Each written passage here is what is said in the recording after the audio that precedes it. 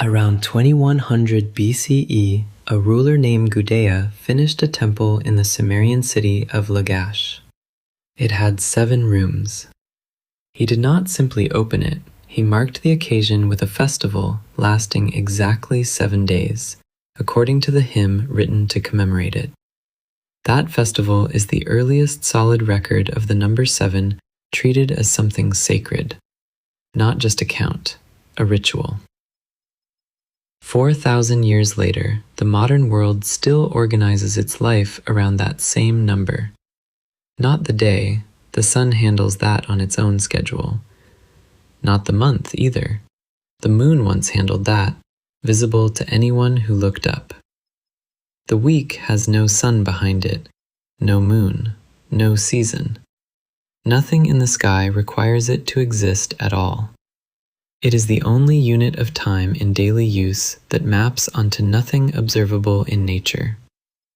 And somehow, across 4,000 years, 3 separate empires, and 1 deliberate attempt to abolish it by law, the 7-day week never actually went away. So where did the number come from? And why did it survive when so much else about how these early civilizations measured time did not? The Sumerians did not count the way most of the world counts today. Their mathematics ran on groups of 60, not groups of 10. Historians call this a sexagesimal system. It sounds complicated. It is not.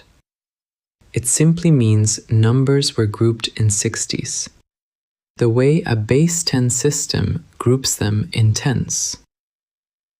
That single choice never actually died out. It is the reason a clock face still has 60 minutes and 60 seconds.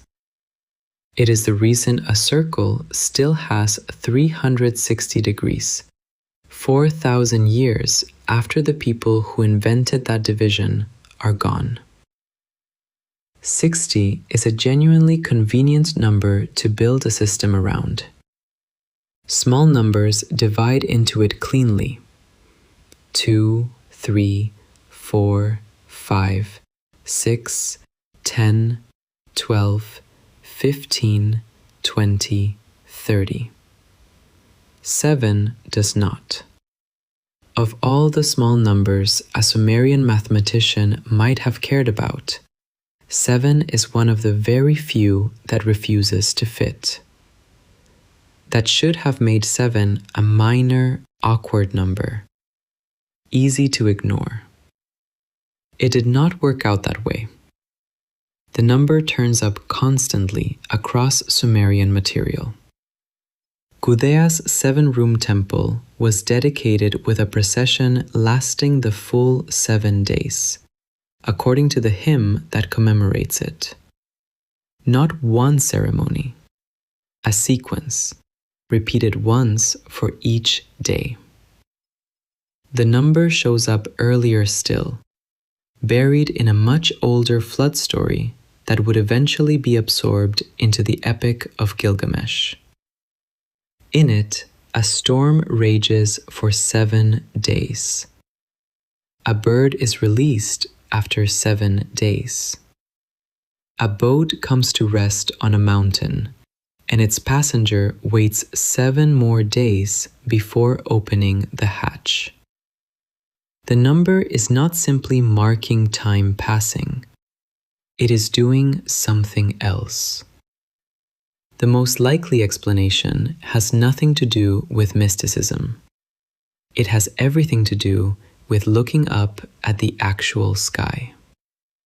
From Mesopotamia, with nothing but the naked eye, exactly 7 objects move independently against the fixed stars.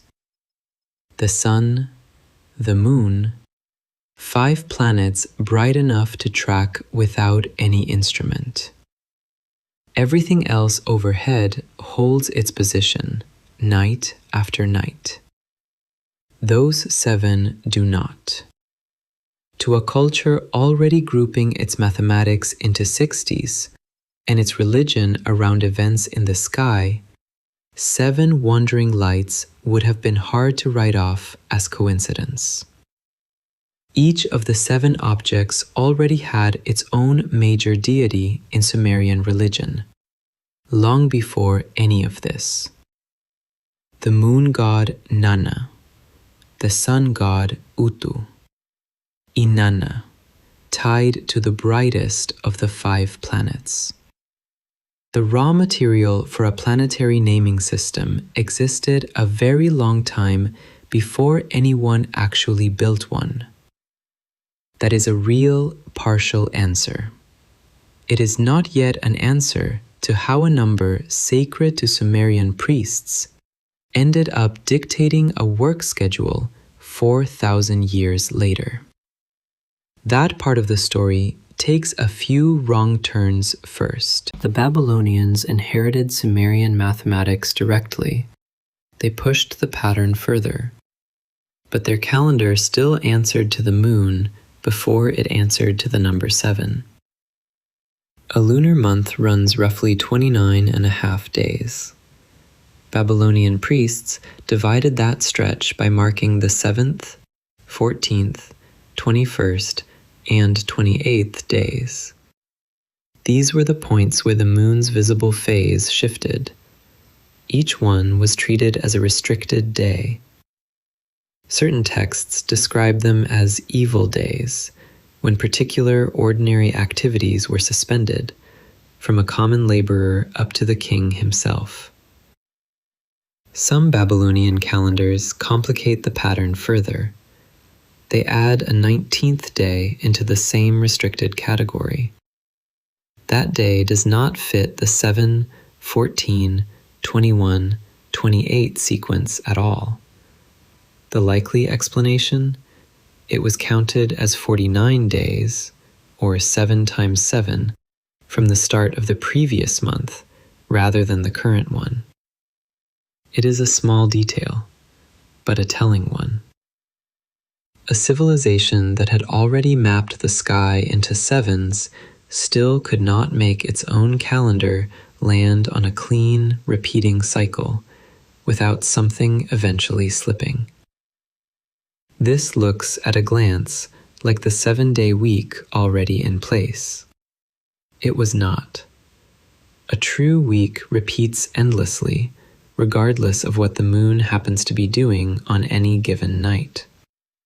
The Babylonian version reset every month. Because a lunar month is not a clean multiple of 7, extra days had to be inserted at the end of nearly every cycle, just to make the count come out even. The number 7 was sacred to them. It was structurally important, built into both their religion and their restricted day calendar. It was not yet independent of the moon.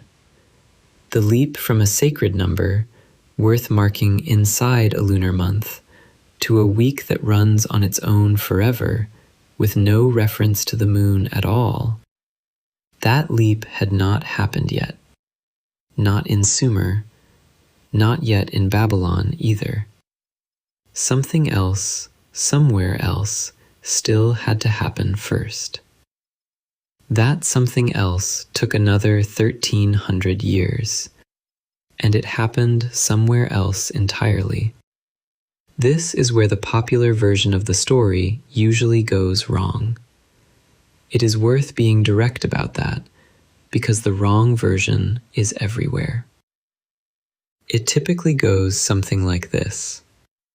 The Sumerians named the 7 days after the same 7 gods whose names still survive in English weekday names today. That naming system, the claim goes, simply carried forward, unbroken, for 4,000 years. That did not happen. The naming of days after planetary gods, the actual mechanism behind Sunday, Monday, and Saturday, is a Hellenistic invention. It arrives more than 1,500 years after Gudea dedicated his temple. It was built by Greek and Egyptian astrologers, working under the influence of conquest, not continuity. Alexander's campaigns through Mesopotamia in the 1330s BCE carried centuries of Babylonian astronomical observation west into the Greek-speaking world. There, astrologers combined that inherited data with their own planetary theory. They produced something genuinely new, a 7-day cycle that repeated continuously, forever, fully detached from the moon for the first time in this story. Each day of that new cycle was assigned to one of the 7 visible bodies, always in the same fixed rotating order. That order is the direct ancestor of the day names still used across dozens of languages today. The Sumerians supplied the number. They supplied the sky count that made 7 feel inevitable rather than arbitrary. They did not supply the naming system. And Sumer itself never ran a continuously repeating week, the way the Hellenistic system and every calendar descended from it eventually would. One more claim is worth flagging, while the myth correcting is already underway. Some accounts credit Sargon I, who conquered Sumer around 2350 BCE, with personally instituting the 7-day week as royal policy. There is no primary record behind this claim. It rests entirely on second-hand attribution, repeated often enough across popular sources that it now reads as settled history. It is not settled. It is a legend attached to a real king, not a documented act performed by him. Rome did not use a 7-day week for most of its own history. Its market calendar ran on an 8-day cycle for centuries. It was built around recurring trading days, with nothing to do with the Babylonian tradition at all. The Hellenistic 7-day week existed alongside that Roman calendar for a long stretch. It was closer to an astrological curiosity, popular among individuals casting personal horoscopes, but carrying no official standing. That changed under Constantine. In the year 321, he issued a decree. It formally adopted the 7-day week for the entire Roman Empire and named its first day for the sun. The old 8-day market cycle, already fading in everyday use, was phased out. From that point forward, the 7-day week was no longer a regional habit. It was imperial law, backed by the full administrative reach of Rome. English still carries a fossil of what happened next. Saturday, Sunday, and Monday keep their Roman planetary roots outright: Saturn, Sun, Moon. But Tuesday, Wednesday, Thursday, and Friday were remapped by Germanic-speaking peoples, swapped for their nearest local gods. Tiw, Woden, Thor, and Frigg standing in for Mars, Mercury, Jupiter, and Venus. The system spread. It was rarely copied unchanged. A separate 7-day tradition had been running in parallel through all of this, largely untouched: the Jewish Sabbath. Some historians argue the Jewish week took its final shape through direct contact with Babylon during the period of exile in the 6th century BCE. They point to the timing as too convenient to dismiss. Others argue the Jewish 7-day cycle developed entirely on its own terms, rooted in religious text rather than astronomy. They reject the idea of direct borrowing outright. The evidence does not clearly settle the question either way. Both readings still have serious defenders among historians today. What is not disputed is the outcome. By the time Constantine's decree carried the planetary week across the Roman world, early Christianity had already folded the older Jewish 7-day structure into its own practice.